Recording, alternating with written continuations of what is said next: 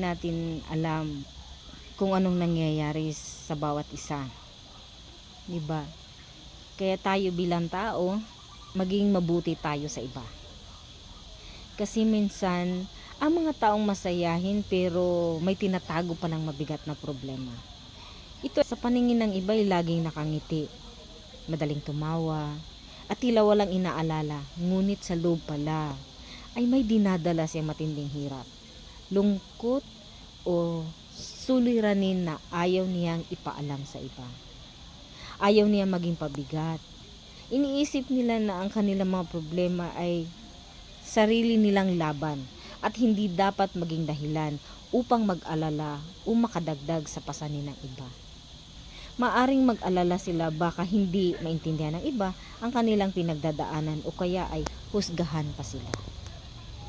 O karamihan na may mabibigat palang problema. Maaring mag-alala silang baka hindi maintindihan ng iba ang kanilang pinagdadaanan o kaya ay husgahan sila. Nais nilang magbigay ng liwanag sa pamilya, mga kaibigan, ganon. Inuuna pa rin nilang pasayahin yung iba, diba? Kaya sa paraan ng pagtatanggol, ang pagpapakita ng kasiyahan ay nagsisilbing pananggalang upang hindi makita ng iba kung gaano sila talaga nasasaktan. Ano yung nagiging epekto? Diba? Bagamat mabuti ang kanilang layunin, ang patuloy na pagtatago ng nararamdaman ay maaaring magdulot ng matinding pagod, pagkabalisa o depression sa katatagan. Parang pagdadala ng mabigat na bag. Darating ang araw o panahon, mapapagod at bibigay din ng isang tao.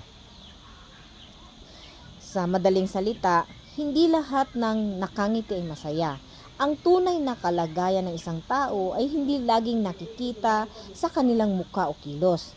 Mahalagang maging mabuti at maunawain sa kapwa dahil hindi natin alam kung anong mabigat na bagay ang kanilang dinadala sa likod ng kanilang mga ngiti.